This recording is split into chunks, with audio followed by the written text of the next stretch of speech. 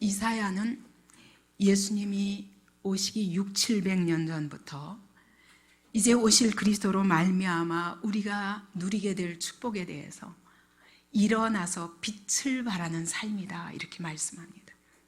그 정도가 아니라 그 다음의 이야기들은 이사야 60장 이후의 이야기들은 무엇이냐면 너희가 너희 안에 빛이 임함으로 너희가 그 빛을 꺼트리지만 않으면 그 빛이 나타날 때 세상이 내게로 다 몰려올 것이다. 세상의 열왕들도 내 앞에 굴복하게 될 것이다. 왜? 내 안에 계신 그리스도 때문에. 그리고 열방의 재물을 다 온갖 이 세상의 귀한 것들은 다 갖고 와서 하나님의 전을 채울 것이다. 이게 주님의 약속입니다. 이것이 그리스도로 말미암아 우리의 삶에 임하게 될 놀라운 축복에 대한 약속입니다. 왜냐하면 너희가 빛이 아니라 너희 안에 빛이신 그리스도께서 들어오시기 때문이라고 말씀합니다. 근데 똑같은 이야기를 이사야는 그분이 오시기 600~700년 전부터 바라보며 예언했지만 바울은 이미 이 축복이 임한 상태에서 그가 말하는 것은 단 한 가지입니다. 빛이 너에게 임했다는 것은 무엇을 말하냐? 그리스도께서 너희 안에 들어오셨다는 것이다. 그리스도께서 어떻게? 부활하시고 승천하신 그리스도께서 하늘 보좌에서 성령을 받아서 너에게 부어주심으로 성령이 너희 안에 거하심으로 이제는 성령께서 너희 안에서 집을 짓고 사시겠다는 것입니다. 오셨다가 떠나셨다 하시는 것이 아닙니다. 우리 안에 집을 짓고 사시면서 우리의 모든 삶을 이제부터 인도하시겠다는 것입니다. 너희가 이제까지는 어둠 속에 살았지. 내가 이제까지 알지 못했던 놀라운 빛으로 너희 안에 임하였다. 너희 안에 있는 무슨 어둠이 너희를 괴롭게 하느냐 다 내어쫓겠다는 것입니다. 사망 권세와 죄의 권세와 모든 어둠의 그늘들과 고통들이 다 이제는 떠나갔다는 것입니다. 이제 내가 너희 안에 들어와서 너희 삶을 이제 주관하겠다. 내게 주권을 맡기지 않겠냐. 그래서 성령 안에서 사는 삶이라고 이렇게 말씀합니다. 또다시 말하면 성령의 인도하심을 받아 사는 삶, 성령의 지배를 받아 사는 삶. 다시 말하면 성령께서 내 안에 이제 들어오셨는데 그분이 들어오셔서 나와 함께 사시면서 내 모든 삶을 그분이 통치하실 때, 그분이 나를 지배하실 때, 그분이 내 안에서 마음껏 일하시면서 어떻게? 내가 네 안에 빛을 발함으로 모든 어둠이 떠나가고 네가 가는 곳곳마다 사람들이 그 빛 앞에 나오고 굴복하게 할 것이며, 그래서 모든 세상의 재물들도 내게로 다 모여들 것이며 하나님의 전을 영화롭게 하리라. 네 안에 계신 그리스도께 영광을 돌리게 될 것이다 라고 약속하시는 것입니다. 근데 오늘 우리가 그렇게 살지 못합니다. 여러분, 주님이 우리 안에서 우리를 지배하시겠다는 것이 너는 이제부터 손해봤다, 넌 다 뺏겼다, 너 이제까지 재밌던 거 다 없어졌다, 이런 이야기가 아니라 오늘 이제부터 내가 알지 못했던 놀라운 영광스러운 삶으로 내가 너를 인도하겠다. 이게 얼마나 놀라운 축복인지 아냐 라고 말씀하시면서 성령께서 내 안에서 일하시겠다는 것입니다. 내 삶을 통해서 일하시겠다는 것입니다. 이것이 인생의 최대의 영광이요 최대의 축복이라는 것입니다. 돈? 이 세상의 귀한 금은 보화? 그거하고 비교할 수 없는 것을 주시겠다는 것입니다. 왜? 그 모든 것의 주인이 바로 우리 하나님이시기 때문입니다. 성령께서 우리 안에서 이제 일하시기 시작하셨습니다. 그분이 일하시는 목표가 있습니다. 우리를 끌고 지금 이 말 안 듣는 우리를 끌고 그분이 어딘가 데려가시고자 하십니다. 근데 그것이 뭐냐?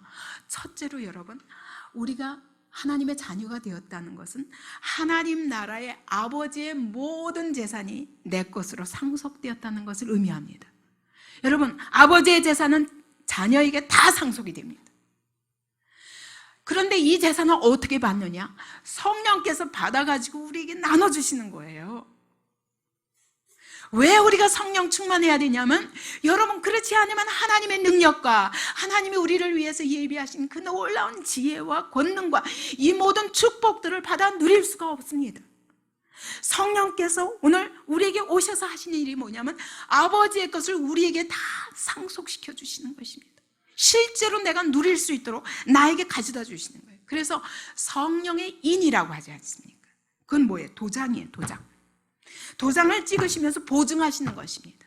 하나님의 나라를 보장하시는 것입니다.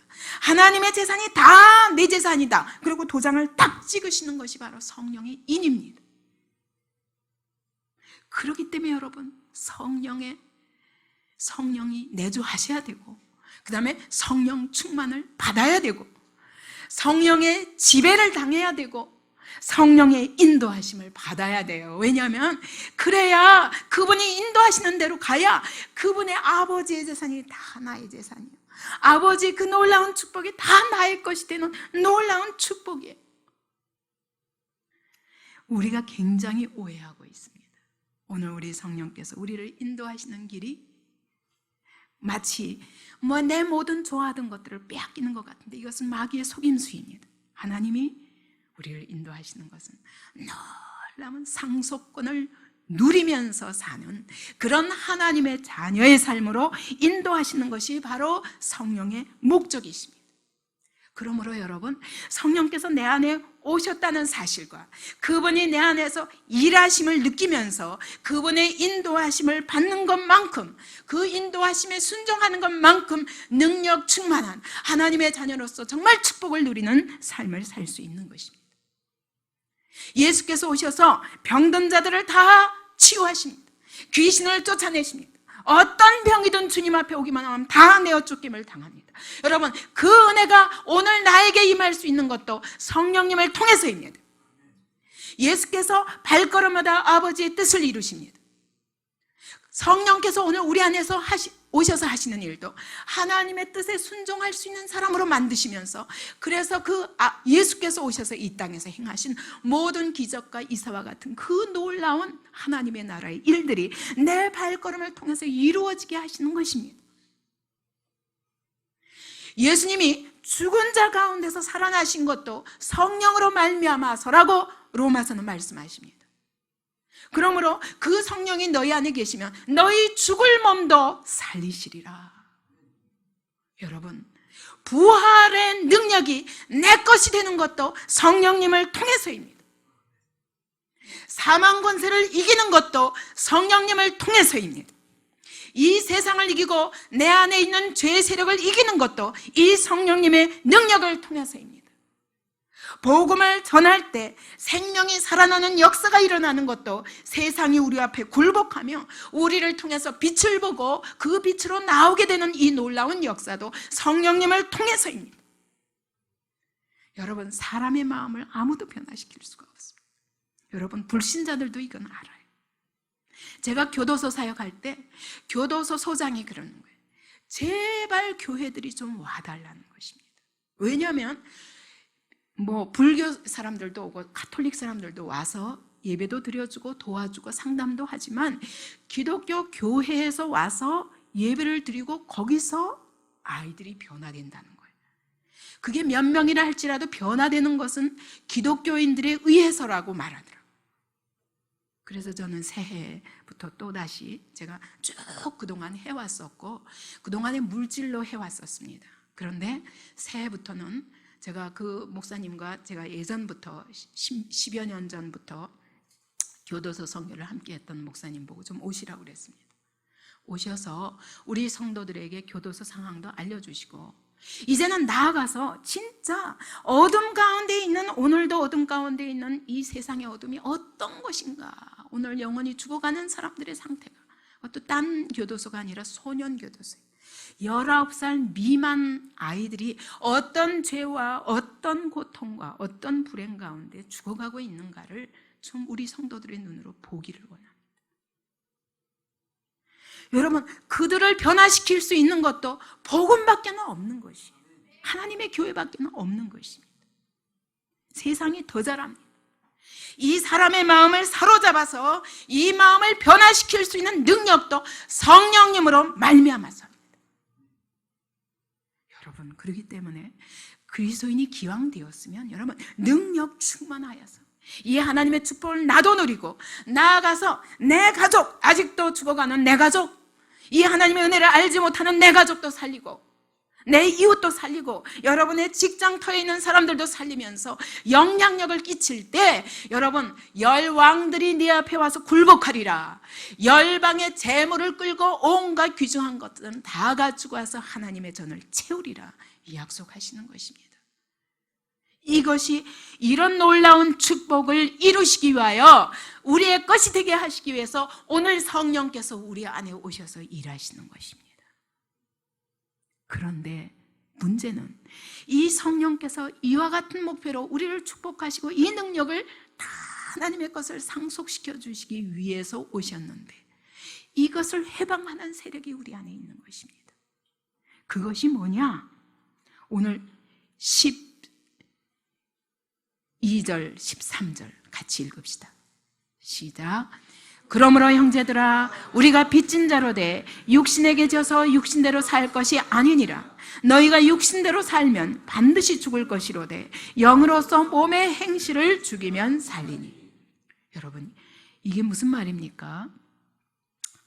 육신대로 이럼에도 불구하고 하나님의 성령이 우리 안에 이와 같은 목표를 가지고 와서 사시면서 일하시는데도 불구하고 여러분, 우리가 육신에게 지면, 그래서 육신을 따라서 사는 삶을 계속하면 우리는 절대로 이 축복을 얻을 수가 없다는 거예요. 그러므로 성령으로 살라는 겁니다. 성령으로 살면 살리라. 그러나 육신대로 살면 죽을 것이다. 이것이 핵심입니다. 근데 여기서 빚진 자라고 말해요. 여러분, 사실은 우리는 육신도 빚지고 우리는 육신에 대해서도 빚진 자들입니다. 왜냐하면 이 육신으로 한 일이 뭐밖에 없어요. 전도지 중에 이런 것이 있습니다. 당신이 지금 이 시간 죽음을 앞에 두고 선택해야 됩니다. 죽은 후에 천국 갈 것인가 지옥 갈 것인가. 당신이 만약 지옥 가기를 선택하셨다면 당신이 할 일은 아무것도 없습니다. 왜냐하면 이제까지 한 일로도 지옥 가기에 충분하기 때문입니다. 여러분, 맞습니다. 지옥 가기 위해서는 아무것도 할 일이 없어요. 그만큼 우리는 육신으로 이제까지 지옥 갈 죄를 계속 지으면서 살아왔습니다. 그런데 우리가 빚진 자로 돼. 그러나 우리는 그 빚에 대해서 그리스도께서 십자가의 죽으심으로 그 빚을 다 청산해 버리셨어요. 그래서 육신에 대해서는 더 이상 빚질 것이 없습니다.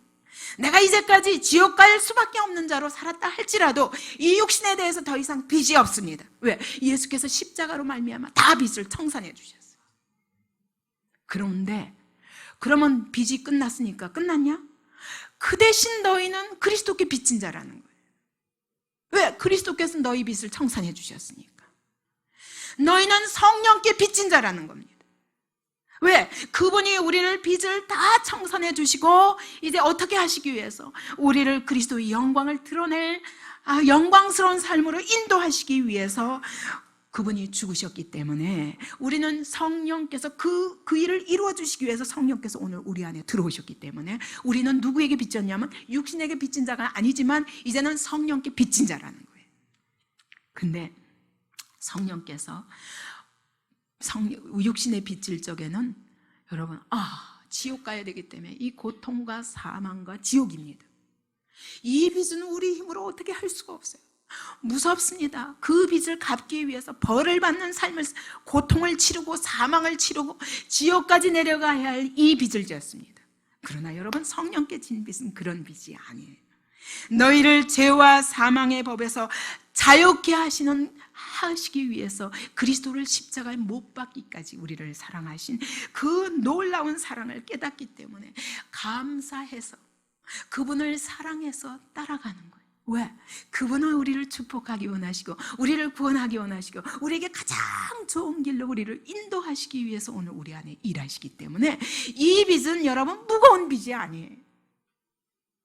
내가 너에게 씌우는 멍에는 어려운 것이 아니라 쉽다, 가볍고 쉽다라고 말씀하시는 거예요. 우리는 성령께 빚진 자들입니다. 그러면 이 빚을 갚는 삶을 살아야 돼요.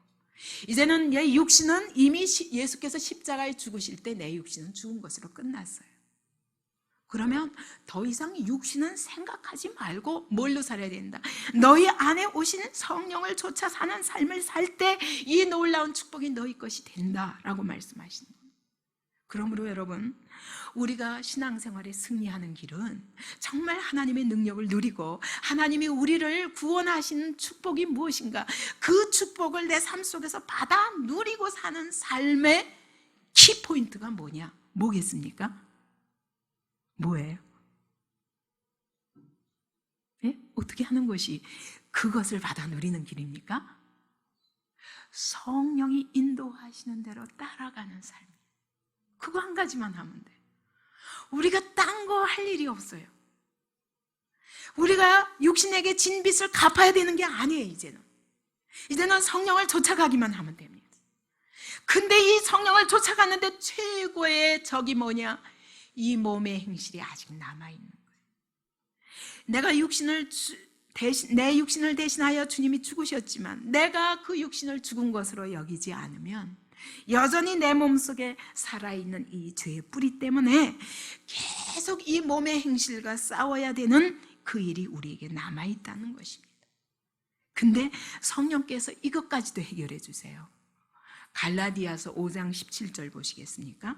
갈라디아서 5장 17절, 신약 309쪽입니다. 17절, 16절, 17절을 보십시다. 시작. 내가 이르노니 너희는 성령을 쫓아 행하라. 그리하면 육체의 욕심을 이루지 아니하리라.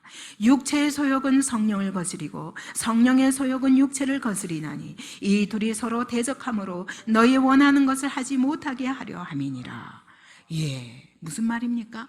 비록 육체가 계속 성령을 거스르면서 강하게 계속 욕심을 내면서 육체가 자꾸 나를 끌고 가지만, 그러나 성령께서는 그 이상각에 육체를 계속 거스리면서 강한 영향력을 가지고 그분이 내 안에서 욕심을 부리시면서 나를 인도하고 계신다는 거예요. 그래서 성령을 따라가기만 하면 육체의 소욕은 내가 따로 싸울 필요가 없다는 거예요.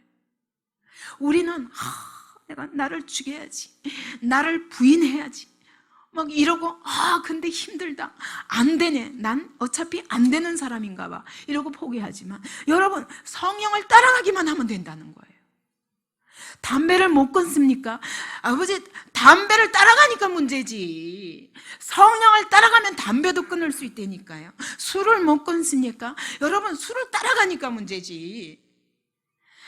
성령을 따라가기만 하면 술도 생각도 안 난다니까요. 오늘 마찬가지입니다. 모든 일이 마찬가지입니다. 우리가 신앙생활하다 딱 어려움에 부딪힙니다. 그럼 이 어려움을 피하기 위해서 육신을 그냥 따라갑니다. 그러지 말고 성령을 따라가봐. 그러면 이 모든 어려움과 난간을 넉히 극복하고 이기게 하시는 하나님의 놀라운 전능의 역사가 우리 앞에 준비되어 있는 걸, 예비되어 있는 걸 믿지 못하느냐. 그분은 전능하신 분이다. 이게 주님의 말씀인 거예요. 여기서 그 소욕이라고 그랬잖아요. 소욕은 뭐냐면 아주 강한 욕구를 말하는 거예요. 욕심을 내면서 그걸 이루고자 하는 세력을 말하는 것입니다. 육신도 강하게 성령을 거스르면서 자기 뜻을 이루고자 하지만, 성령께서 내 안에 들어오셔서 막 성령께서 욕심을 내시면서 우리의 육체의 모든 그 강한 욕구들을 막 꺾으시면서 강한 영향력으로 우리 안에서 우리를 어찌하든 이 죄의 종로로 타는 데서 건져내시고, 마귀의 종로로 타는 데서 건져내시고, 세상의 종로로 타는 데서 건져내시고, 어찌해서 이 주님이 우리를 위해서 예비하신 이 놀라운 축복을 받아 누리게 할까? 이것이 성령의 강한 욕심이라는 거예요. 그래서 결국 우리를 그리스도를 닮은 사람으로, 그리고 그리스도께서 이 땅 위에서 행하신 그 놀라운 능력의 역사가 우리의 삶을 통해서도 나타나도록 하는 것이 우리 성령님의 최고의 목표라는 것입니다. 근데요, 그걸 어디까지, 야고보서 4장에 오면은 하나님이 우리 속에 거하게 하신 성령이 이렇게 욕심을 내시는데 어디까지, 얼마만큼 욕심을 내시냐면 시기하기까지, 성령이 시기하기까지 너희를 사모하나니. 저는요, 이 말씀이 너무 행복해요. 성령께서요, 내 안에 들어오셔서요, 이 육체의 소욕대로 살면요, 시기 질투하신다는 거예요. 여러분, 여기 아내가 있습니다. 남편이 다른 여자를 사랑하면, 따라가면 어때요? 시기가 납니다. 왜요? 사랑하기 때문에. 근데 그게 시기 안 나면 그건요, 이 부부는 이미 깨진 부부예요. 마음대로 하십시오. 그 얘기는 절대로 사랑하지 않는다는 얘기. 그런데 성령께서 우리 육신을 시기하신다는 거예요. 내가 육신을 따라가는 걸 가지고 너무 시기하시는 거예요. 왜? 우리를 너무 사랑하시기 때문에 우리 어찌하든 그분께로 인도해서 그분이 나를 위해서 예비하신 그 아름다운 신방에 데려가서, 그래서 나와 함께 그분과 함께 행복한 삶을 살게 하시기 위해서 시기하신다는 거예요.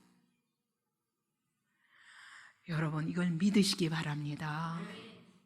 우리가 괴로워지는 거는, 성령님을 탄식해 할 때 여러분 괴로워지는 건 그분이 시기하시기 때문입니다. 우리가 딴 길로 가도 가만 내버려 두시면 그분이 우리를 사랑하시는가 의심해야 됩니다. 내가 그분의 사랑을 받고 있는가 의심해야 됩니다. 여러분, 주님이 기뻐하시지 않는 길로 가는데 내 마음이 괴롭고, 그리고 가는데 거기에 형통이 없고, 가다가 결국 넘어지고 쓰러져서 다시 돌이킬 수밖에 없게 하신다면 그분이 지금 시기하고 계시기 때문입니다. 시기하기까지 여러분을 사랑하시기 때문입니다. 그분은 어떻게 하든 우리가 하나님의 자녀로서 이 모든 축복을 누리며 우리의 삶에 풍성한 열매를 맺기까지 계속 시기하시는 거예요. 남편이 아내 한 사람만을 사랑할 때까지 시기하는 것처럼 우리 주님은 나 한 사람만을 사랑하라는 거예요. 이것이 주님의 사랑이라는 겁니다. 여러분, 부모는 자녀가 어떻게든 성공하기를 바랍니다. 내가 잘못되어도 자녀가 성공하는 길이라면 그것이 최우선입니다. 자녀가 어떻게든 축복을 받고, 자녀가 어찌했든 사람들에게 칭찬받고, 자녀가 어떻게든 행복한 삶을 살게 하기 위해서 어떤 희생도 감수하면서 전력 투구합니다. 그렇기 때문에 여러분, 시기 질투도 합니다. 다른 자녀들을 보면, 내 자녀보다 더 잘된 자녀를 보면 시기합니다. 왜냐하면 너무 사랑하기 때문에. 근데요, 우리 아버지께서 그러신다는 거예요. 우리 성령께서 우리 안에 들어오셔서 질투하시면서 어떻게 하면 이 자녀가 잘되게 할까? 이 사랑을 받으시기 바랍니다. 그분이 나를 독점하고 싶으신 거예요. 사랑에는요, 두 가지가 있을 수 없어요. 어떻게 이 사람도 사랑하고 저 사람도 사랑합니까? 어떻게 이 남자도 사랑하고 저 남자도 사랑합니까? 한 사람밖에 없어요. 주님은요, 어떻게 우리가 육신도 사랑하고 성령도 사랑할 수 있어요? 어떻게 세상도 사랑하고 하나님도 사랑할 수 있어요? 절대로 할 수 없습니다. 주님이 우리를 독점하기를 원하시는 것입니다. 그렇게 해서 어디로 데려가시려고? 우리가 이제까지 상상하지 못한 최고의 축복된 삶으로 데려가시고자 하는 것이 그분의 목적이라는 것입니다. 그래서 성령께서는 계속 내 안에서 이걸 이루시기 위해서 이것의 최대의 적인 누구를? 육신을 그분이 계속 대적하시는 거예요. 결국 그분이 목표하신 데까지 우리를 끌고 가시기까지 우리 육신을 쳐서 복종시키는 거예요.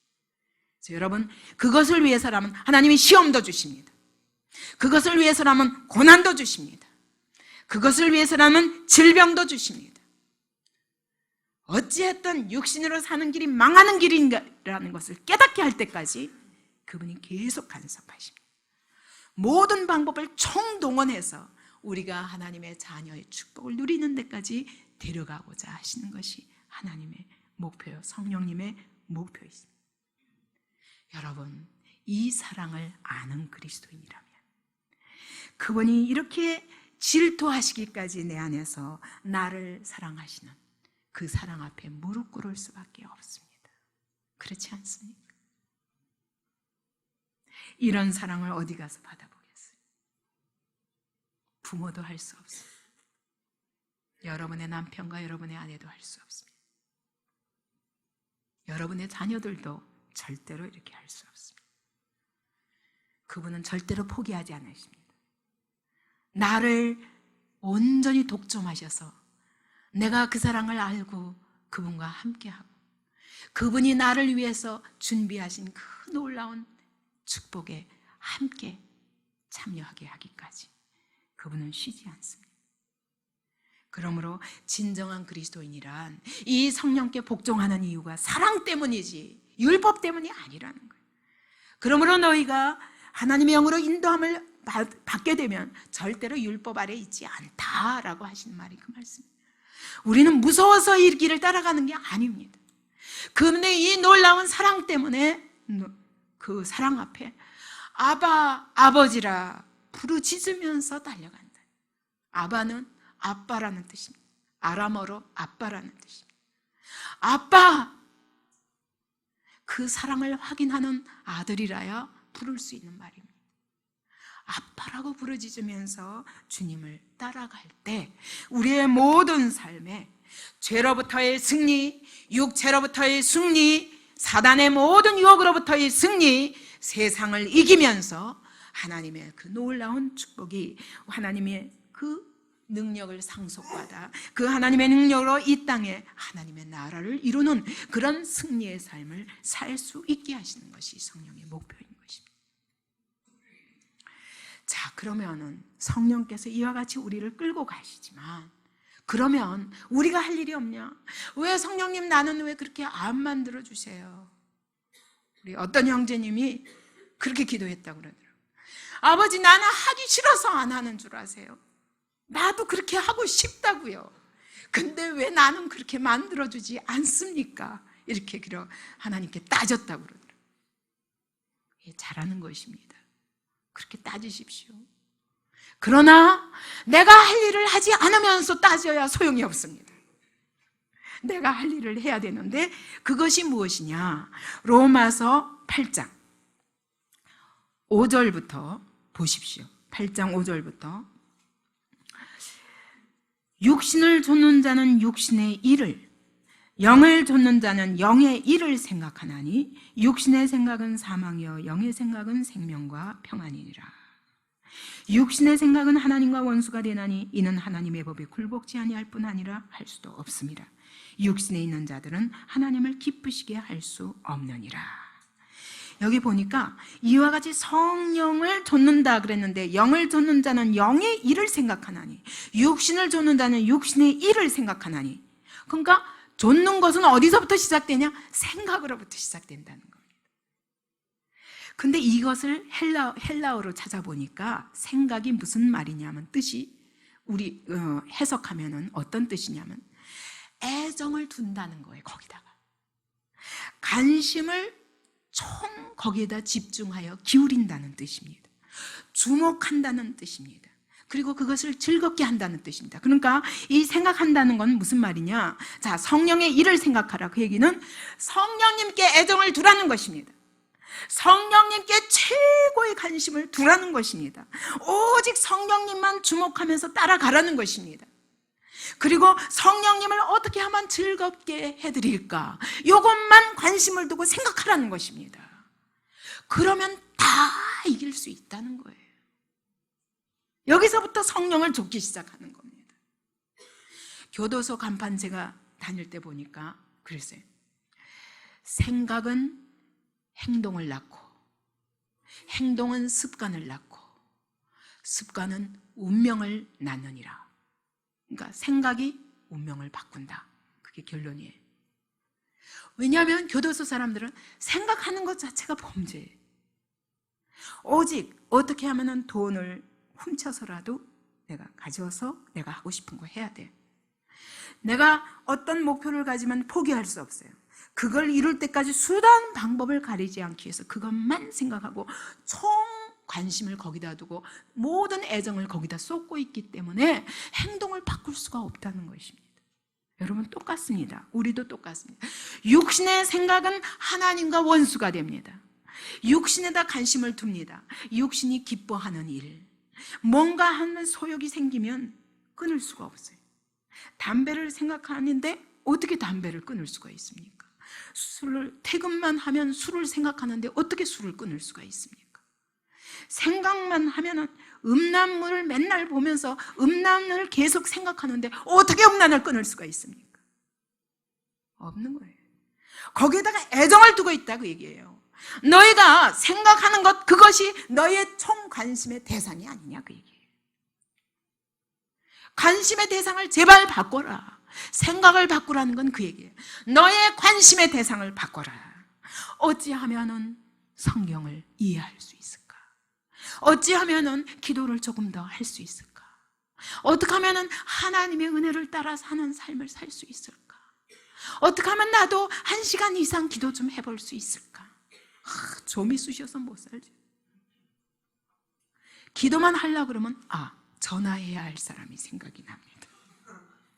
기도하려고 앉으면 갑자기 청소를 해야 될 것 같습니다. 기도하려고 앉으면 이러느니 빨리 책을 보는 게 낫겠다. 그리고 달려갑니다. 생각이 딴 데 있어요. 어떻게 하면은 주님과 나도 깊은 교통을 할 수 있을까? 그래서 어찌하면 주님의 마음을 나도 알고 주님을 기쁘시게 하는 삶을 살며 주님의 뜻을 알까? 이것에 관심을 두면 절대로 실패할 수 없다는 것입니다. 그런데 육신에 있는 자들은 그랬는데 늘 육신만 생각하는 자들은 절대로 하나님을 기쁘시게 할 수 없다는 것입니다. 늘 담배만 생각하는 사람은 절대로 담배를 끊을 수가 없다는 것입니다. 어찌하면 내 육체를 더 즐겁게 할까? 내가 어떻게 하면 육체가 편할까? 이런 사람은 잠밖에 잘 수가 없다는 것입니다. 예. 그런데 갈라디아서 5장 24절을 보십시오. 갈라디아서 5장 24절을 보면 그리스도 예수의 사람들은 육체와 함께 그 정과 욕심을 십자가에 못 박았느니라 라고 말씀합니다. 이 정은 뭐냐면 내 환경으로 인하여 야기된, 예를 들면 봤습니다. 봤으면 하고 싶어요.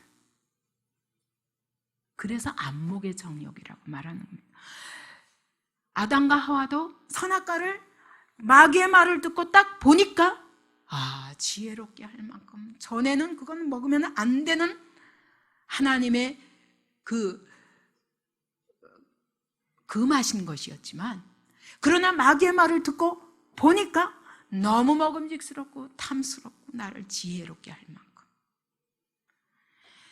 이와 같이 눈으로 보고 우리 환경에 놓이면 우리가 그걸 잘 쫓아갑니다. 그런데 아무리 환경을 통해서 야기된 어떤 느낌, 때로는 육체적인 고통이 될 수도 있습니다. 정신적인 슬픔이 될 수도 있습니다. 인정이 될 수도 있습니다. 이런 모든 내 육체의 감정, 그런 것들은 다 십자가에 못 박았다는 거예요. 정은 그것입니다.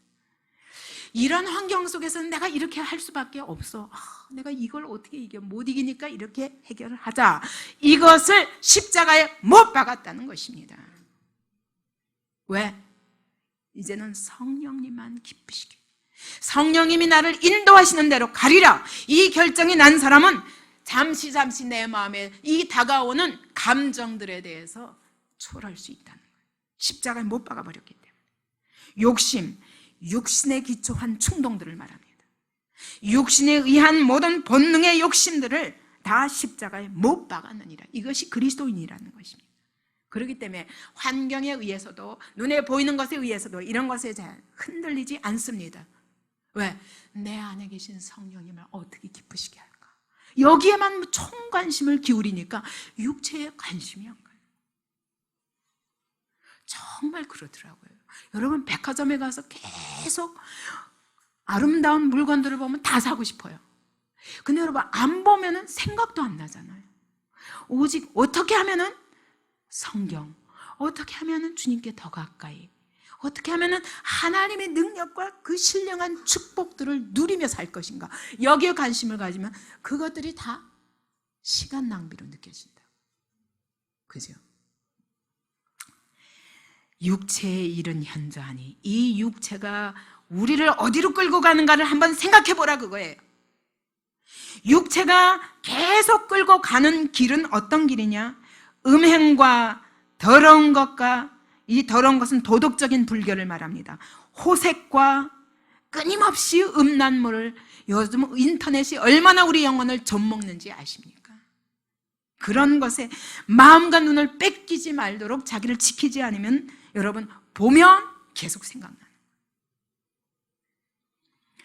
시기와 이 시기는 경쟁적인 열심을 말합니다. 그냥 어떻게 하든 내가 더 높아지려는 이것 때문에 경쟁하는 열심, 분냄, 분노, 당짓는 것, 이것은 진리가 무엇이든 간에 내 좋은 대로 나에게 유익한 사람들끼리 모여서 따로따로 만들어버립니다. 하나님의 나라를 바라보지 못하고 내가 좋아하는 사람, 내 말 잘 듣는 사람, 이것은 당짓는 것입니다.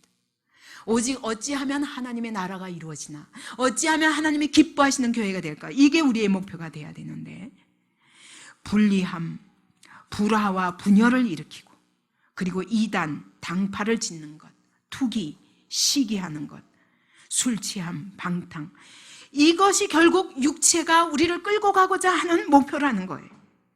이런 사람들은 하나님의 나라를 상속받을 수 없느니라, 하나님의 나라를 유업으로 받지 못할 것이요 라고 말씀합니다.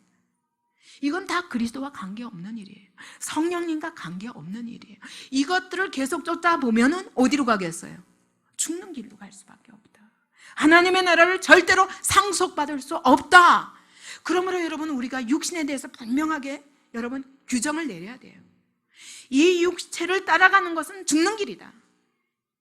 이 육체를 따라가는 것은 고통과 사망과, 이것이 지금 당장은 달콤한지 모르지만 결국 나를 데려가는 그 끝은 사망이요 지옥이다. 결론이 나야 돼요. 그와 반대로 그러면 성령께서 하시는 일은 어떤 일인가? 성령께서 우리 안에서 일하셔서 우리를 어디로 데려가는가? 그것은 사랑입니다. 사랑과 희락과 화평과 오래 참은 것. 사랑은 하나님께 사랑을 받았기 때문에 이 사랑으로 또 하나님을 사랑하고 사람을 사랑하는 일, 이게 성령께서 우리를 데려가시는 길이에요. 하나님을 사랑하고 사람을 사랑하게 됩니다. 그렇기 때문에 여기서 미움이나 시기 질투가 벌써 틈타면 지금 육신의 일이구나, 얼른 구별해야 돼요. 여러분, 성경에 다 나와 있어요. 육체가 우리를 데려가는 것, 성령께서 우리를 데려가는 것이 어딘가 분명한데 왜 자꾸 속느냐고요. 희락은 기쁨입니다. 아무리 어떤 일 가운데서도 기뻐할 수 있어요. 환난 중에도 기뻐할 수 있어요. 너희 기쁨을 뺏어갈 자가 없다고 그랬어요. 어떤 고난 속에서도 기쁨이 있습니다. 이 기쁨이 없으면 내가 지금 육체 안에 있구나, 얼른 경고를 받으셔야 됩니다. 화평, 모든 전쟁을 종식하는 것입니다. 하나님과의 싸움이 끝났습니다. 그렇기 때문에 하나님 안에 있는 사람과의 싸움도 끝납니다. 그러므로 내 마음에 평강이 넘치고 주님과 화목한 자는 가는 길에 형통할 수밖에 없습니다. 오래 참음과, 이 얘기는 어떤 눈앞에 보이는 허물에 대해서도 우리의 영원하신 재판관이신 아버지께 맡겨버리는 것이에요. 그래야 너그럽게 모든 사람을 받을 수가 있습니다. 아무도 내가 재판관이 되어서 판단하지 않는 것입니다. 이게 성령의 열매예요. 여러분이 누군가에 대해서 판단하고 미워하고 있다면, 저 사람은 안 돼, 이런 결론을 내렸다면 여러분이 하나님 자리에 앉은 것이라는 걸 경고받으시기 바랍니다. 그건 성령의 열매가 아닙니다. 자비, 긍휼과 온화함, 하나님이 우리에게 끊임없이 은혜를 베푸시는 그런 자세로 다른 사람도 대하는, 이게 자비입니다. 양선, 착함, 충성, 확고한 신뢰로 하나님을 신뢰하고 또 다른 사람을 신뢰하는 것입니다. 그것이 충성입니다. 그래서 처음 붙잡은 것을 끝까지 견고하게 붙잡고 지속적으로 순종해 나가는 것입니다. 이렇게 충성된 사람에게는 여러분 혹시 지도자를 잘못 만나도요, 하나님 반드시 지도자를 바꿔주시더라도 바른 길로 인도하십니다. 그래서 여러분 앞에 사랑방이 있으면 사랑방장을 신뢰하십시오. 그래야 여러분이 은혜 받습니다. 그리고 여러분을 담당하는 전도사님이 있으면 그 전도사님이 조금 모자라도 신뢰하십시오. 그래야 여러분이 은혜를 받습니다. 그 성령께서 인도하시기 때문입니다. 이 목사가 이 자리에 서서 부족하더라도 여러분이 신뢰하십시오. 그래야 하나님의 교회에 하나님이 은혜를 베푸시며 우리가 다 성령 충만한 가운데 하나님의 놀라운 일을 함께 이뤄갈 수 있습니다. 온유는 친절입니다. 겸손하고 친절하게 다른 사람을 동정하면서 내 고집으로 다른 사람을 거절하지 말고 모든 사람에 대해서 겸손한 자세입니다. 절제는 자기를 제어하는 능력입니다. 아무리 은혜 받아도 여러분 은혜가 절제가 안 될 때 그때 다시 성령께 의지하십시오. 이와 같이 성령께서 우리를 인도하시는 것은 우리를 그리스도께로 인도합니다.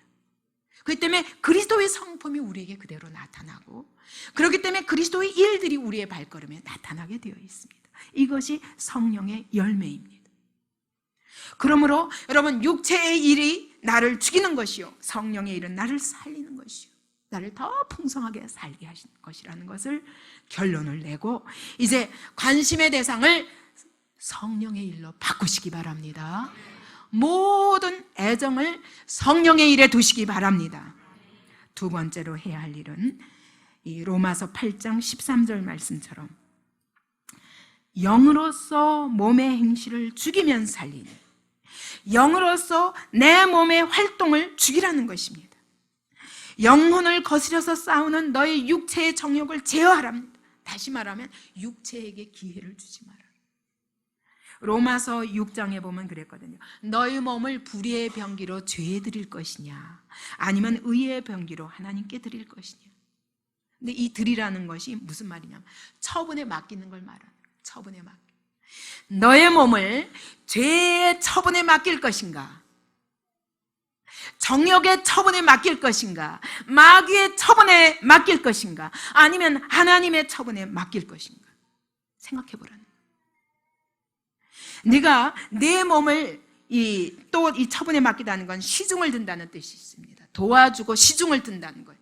내 몸을 가지고 죄의 시중을 두며 죄를 위하여 봉사할 것이냐, 아니면 너희 몸을 가지고 하나밖에 없는 이 몸을 가지고 한 번밖에 없는 이 인생을 가지고 하나님의 시중을 들면서 하나님의 나라를 세우면서 하나님을 위하여 봉사할 것인가, 하나님의 처분에 내 인생을 맡길 것인가 결단하라는 거예요.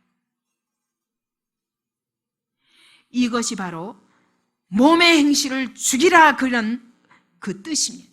몸의 행실을 죽여야 하는 이유는 더 이상 내 몸을 몸에게 맡기지 마라. 난 죄에게 맡기지 마라. 내 몸을.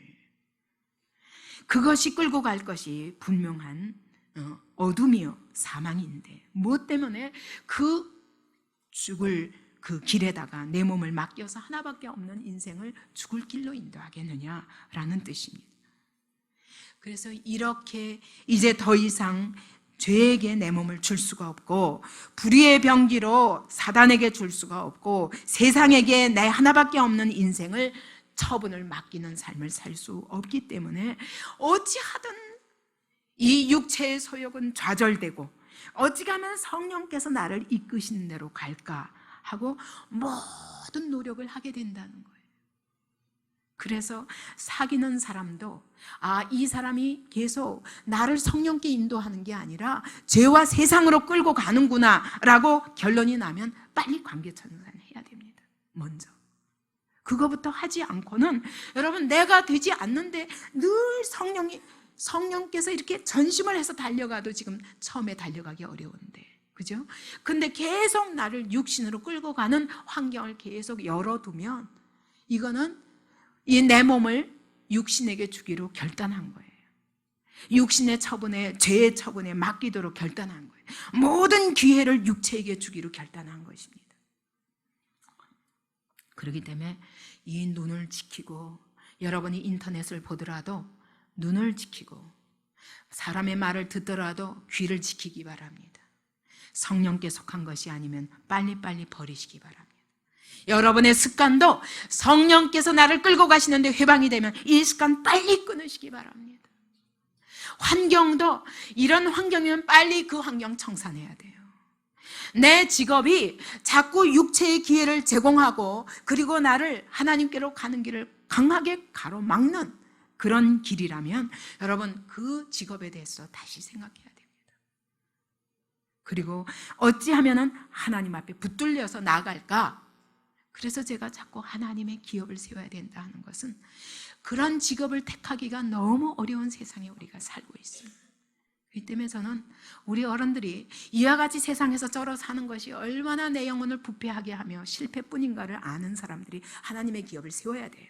그리고 예수를 잘 믿으면서 성령께 인도하심을 받으면서 하나님의 나라를 세우는 일에 귀하게 쓰임받는 이런 직업장들을 만들어내야 돼요, 그리스도인들이.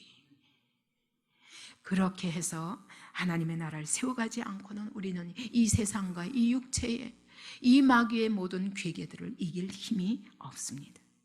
진정한 그리스도인이라면 오직 성령의 인도하심을 받아서 하나님 앞에 영광 돌리는 게 우리의 최고의 목표가 되어야 될 것입니다.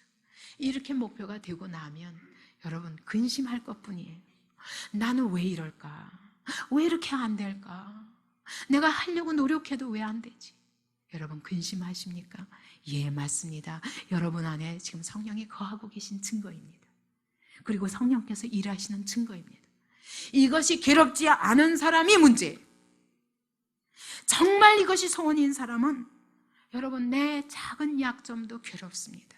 왜냐하면 빛에 가까이 갈수록 내 어둠이 더 밝게 드러나기 때문에 이런 작은 것들까지도 성령의 인도하심을 받는 일에 얼마나 방해가 되는가를 알기 때문에 아파하게 됩니다. 그래서 고린도후서 7장에 보면 하나님의 뜻대로 하는 근심이 있고 세상 근심이 있다고 그래요. 하나님의 뜻대로 근심하라는 거예요. 왜? 그래야 너희가 구원을 이루는 회개에 이르게 되지 않겠느냐. 그래서 자꾸 근심하게 되고 애통하게 됩니다. 근데 마태복음은 그렇게 말씀하십니다. 이런 자가 복이 있나니, 심령이 가난한 자가 복이 있나니, 온유한 자가 복이 있나니, 의에 줄이고 목마른 자가 복이 있나니, 애통하는 자가 복이 있나니. 왜냐하면 그 근심을 통해서 결국은 하나님의 성령께서 너희를 배부르게 하실 것이라. 이것이 주님의 약속입니다. 그러므로 우리는 계속 근심하면서 그분을 쫓아가기 위해서 이 모든 근심을 포기하지 마시고, 이 모든 노력을 포기하지 마시고, 이 노력 때문에 생기는 고난도 있습니다. 그 고난도 포기하지 마세요. 왜냐하면 로마서 8장 17절 보세요. 자녀이면 또한 후사, 곧 하나님의 후사요 그리스도와 함께한 후사니 우리가 그와 함께 영광을 받기 위하여 고난도 함께 받아야 될 것이니라. 그리스도와 함께 가는 길은 여러분 형통만 있지 않아요. 반드시 십자가를 거쳐야 됩니다. 근데 우리는 십자가 만나면 다 포기합니다. 못해. 이렇게 돌아가도 되잖아. 절대로 돌아가는 길은 없습니다. 여러분이 포기하는 즉시 십자가 앞에서 져야 할 십자가를 포기하고 거기서 멈추는 거기까지가 여러분이 가는 영적인 한계입니다. 절대로 그것 통과하지 않고는 그 뒤에 오는 영광, 그 뒤에 오는 은혜는 절대로 맛볼 수 없습니다. 그렇기 때문에 우리는 어떤 고난이 있다 할지라도 그 고난 뒤에 요것 뒤에 승리가 있고 요것 뒤에 영광이 있고 이 뒤에 십자가 뒤에 부활이 있는 것을 믿어야 됩니다. 그렇기 때문에 너희는 보이는 것으로 소망 삼은 자들이 아니기 때문에 보지 못하는 것들을 소망으로 삼았으면 참음으로 기다릴지니라. 항상 보이지 않아요. 근데 보이는 것을 따라가는 사람은 절대로 이 길을 갈 수가 없어요. 보이는 돈, 눈에 보이는 영광 찬란하죠. 그러나 그것은 진정한 우리의 소망이 아닙니다. 진정한 소망은 보이지 않습니다. 너희가 보지 못하는 것들을 바라면 끝까지 참음으로 기다릴지니라. 고난이 와도, 시험이 와도, 십자가가 와도 참고 통과해라. 그 뒤에 하나님의 놀라운 승리를 준비하셨다는 것입니다. 여러분, 우리는 시각이 분명해야 됩니다. 에베소서 5장 18절을 보면 딱 예전의 삶과 예수 믿은 이후의 삶을 딱 두 가지로 전혀 대조되게 표현합니다. 이전의 삶은 술 취하는 삶이요, 이후의 삶은 새 술에 취하는 삶입니다. 취한다는 건 똑같아요. 그 얘기는 뭐냐면 우리는 둘 중에 하나에 취할 수밖에 없는 삶을 살고 있다는 거예요. 세상의 삶은 음주와 방탕이 특징입니다. 여러분, 술에 취하면 어떻게 돼요? 이게 뇌의 중추신경이 마비됩니다. 그러면 모든 판단력을 상실해버려요. 균형도 잃어버려요. 어떻게, 이게 바로 걷지도 못합니다. 모든 이성도 상실됩니다. 마비제예요, 마비제. 그래서 모든 판단이 흐려져가지고 무질서와 혼돈 속에서, 그리고 그냥 허비하는 겁니다. 탕자가 허비하듯이 돈도 허비하고 세월도 허비하고 하나밖에 없는 이 몸도 허비하며 삽니다. 그리고 마귀시중을 들면서 그러다가 어느 날 내가 죽게 되었구나 하는 것을 깨닫게 되는 것이 바로 술 취하는 삶의 특징이에요. 술 취하면 어떻습니까? 자기 주장밖에 안 돼요. 절대로 남에게 안 됐습니다. 과대망상증에 걸려가지고 나와봐, 누구든지 나와봐. 자기가 이 세상의 최고인 것 같습니다. 왜 술 먹느냐? 비참하기 때문에 술 먹는 겁니다. 행복하고 싶어서 술 먹는 것입니다. 그러나 행복해지는 것이 아니라 더 비참한 자리에 가게 되는 것이 이 세상의 삶이라는 걸 기억하시기 바랍니다. 돈에 취하고 권력에 취하고 명예에 취하고 다 그 끝은 마찬가지입니다. 그러나 여러분, 새술에 취한다는 것은 무엇입니까? 이것은 새술이라고 말한 것은 바로 그 사도행전의 오순절 다락방에 있는 역사를 보고 사람들이 조롱한 거예요. 왜냐하면 길거리에서 그 당시에 흔히 볼 수 있는 게 술에 취한 사람이니까. 모든 시대 마찬가지인 것 같아요. 오늘도 그렇습니다. 여러분, 말짱한 정신으로 새술에 취해서 사는 사람이 아니면 술 취할 수밖에 없습니다. 근데 이 새술은 이 예술과 다릅니다. 그 술은 마비제지만 이 새술은 각성제입니다. 우리의 모든 희생을 최대한 발휘하게 됩니다. 모든 하나님이 우리에게 주신 온갖 좋은 지혜와 능력을 최대한 개발하게 됩니다. 우리에게 주신 재능을 최대한 개발하게 되는 것이 바로 새술에 취하는 것입니다. 이거는 혼란한 삶이 아닙니다. 점점 더 깨어서 더 균형 있게 자기를 더 잘 조정하면서 최대의 이해력과 최대의 판단력을 가지고 이 세상을 최대의 능력을 가지고 살게 되는, 그것이 바로 새술의 특징입니다. 하나님이 우리에게 주신 좋은 것들을 최대한 확장시켜서, 그래서 하나님이 우리에게 주신 좋은 성품들을 지키고 세우고 계속 생산적인 일을 하는 것입니다. 이상합니다. 예수 믿고 성령 충만한 삶을 살면, 여러분, 우리는 옛삶은, 하나님 없이 사는 삶은 나이 들면 들수록 할 일도 없어지고, 그죠? 나이 들면 들수록 힘도 없어지고 소망도 없어지고, 이제 죽을 날만 바라보기 때문에 우울증에 걸려서 인생을 끝나게 됩니다. 그러나 여러분, 성령 충만한 삶은 나이를 먹으면 먹을수록 이제까지 순종하면서 다 걸어온 모든 걸음 속에서 하나님이 맛보게 하신 놀라운 축복의 간증들이 있기 때문에 여러분, 더 할 일이 많습니다. 이제까지 하나님 앞에 순종하면서 경험한 모든 그 은혜들을 가지고 많은 사람들을 살릴 수 있습니다. 더 할 일이 많아집니다. 나이 먹으면 먹을수록 소망이 더 커집니다. 나중에는 내가 그리스도와 함께 있을 소망이 더 커서 빨리 천국에 가고 싶어집니다. 여러분, 이것이야말로 진정한 축복의 삶이 아닙니까? 아까 예술에 취한 삶은 자기가 최고라고 하고 살지만 가장 비참한 자리에 있는 삶이요. 성령에 취한 삶은 우리 마음에 기쁨이 있는데 십자가를 져도 기쁨인 것입니다. 왜? 십자가 뒤에 약속된 영광을 믿음으로 바라보기 때문입니다. 죽기까지 복종할 수 있습니다. 환난 중에도 기뻐할 수 있습니다. 왜냐하면 이것이야말로 하나님이 나를 가장 영광스러운 삶으로 인도하시는 과정이라는 것을 알기 때문입니다. 여러분, 어디에 취해 살겠습니까? 결단해야 합니다. 여러분의 육신의 강한 소욕에 마비된 채 죄와 마귀의 시중을 두며 허비하고 여러분의 세월을 탕진하다가 죽을 것입니까? 아니면 나를 사랑하셔서 오늘 나에게 하나님의 자녀의 그 놀라운 재산을 상속시켜 주시기 위해서, 그 놀라운 영광과 축복을 우리에게 부어주시기 위해서, 내 것으로 만들어 주시기 위해서 내 안에서 시기하기까지 사모하시며 나를 그분의 길로 인도하시고자 하시는 성령을 쫓아 살겠습니다. 이 두 가지 길을 동시에 갈 수는 없습니다. 하나님과 세상을 동시에 사랑할 수는 없습니다. 육신과 성령을 동시에 쫓아갈 수는 없습니다. 결단해야 됩니다. 이 시간의 통성으로 기도하십시다.